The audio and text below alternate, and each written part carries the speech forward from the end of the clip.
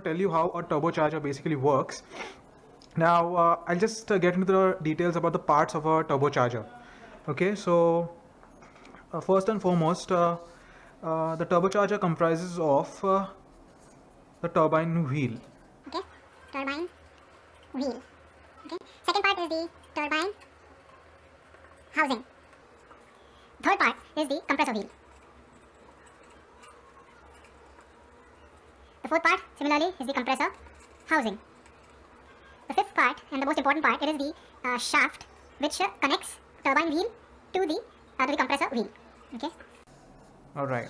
Now I'm going to show it to you by means of a diagram as to how a turbocharger functions. Okay. So first of all, I'm going to draw a turbine wheel. Okay. So these are just for representation purposes. Okay. I'm not some big design freak or something. So kindly bear with me. Okay. So basically this is a I'm going to try and mimic it as much as I can. Okay. I'm not good at art. So I'm just going to represent how a wheel looks like. Basically the compressor wheel is nothing but a fan. It's like a fan only. And yeah, so you consider these as the blades of the fan. All right. Okay. So you get the idea, right? So consider this as a fan. All right. Now, the thing is, the exhaust gases, suppose the exhaust gases are coming from here, right? And this is, by the way, the turbine housing, all right? This one, this thing here. Okay, so the exhaust gases come from here and they are further directed towards the turbine wheel. All right. So this causes the turbine wheel to rotate. Okay. So upon rotating, the turbine wheel in turn forces the compressor wheel to rotate on its axis. Okay. So this is basically what the turbocharger works on. All right.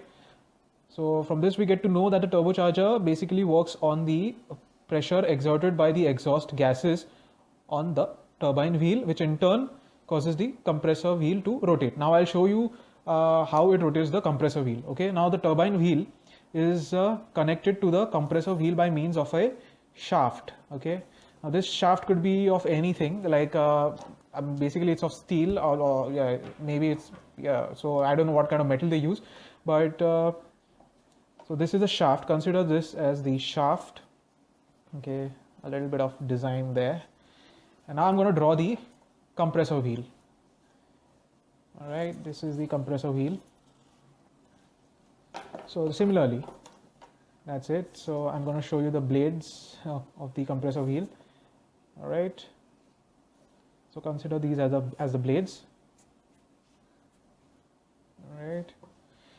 Now, when the exhaust gases are directed towards the turbine wheel rotates along its axis, causing the compressor wheel in turn, which is connected to the causing the compressor wheel to rotate, okay, which is connected to the turbine wheel by means of a shaft.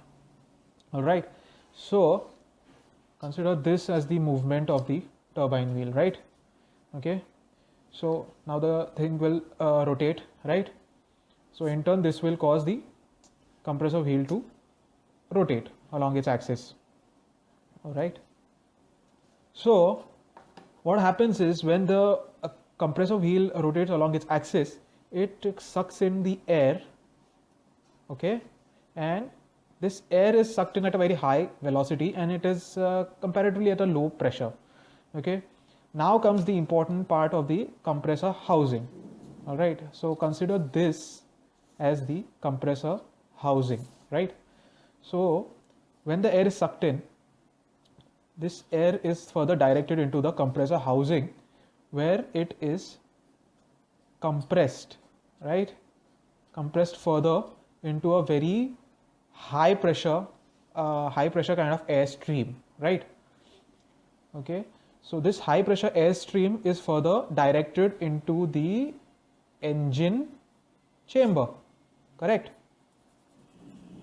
Okay, is further directed into the engine chamber so that it burns optimum amount of fuel.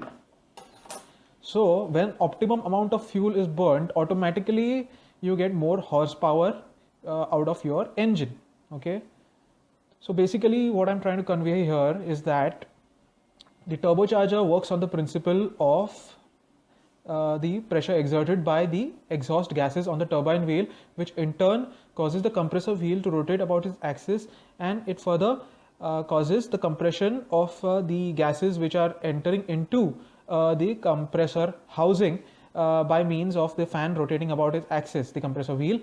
And these gases then, by a process called as diffusion, they are converted from a low pressure gas into a very high pressure gas, and further they are let into the engine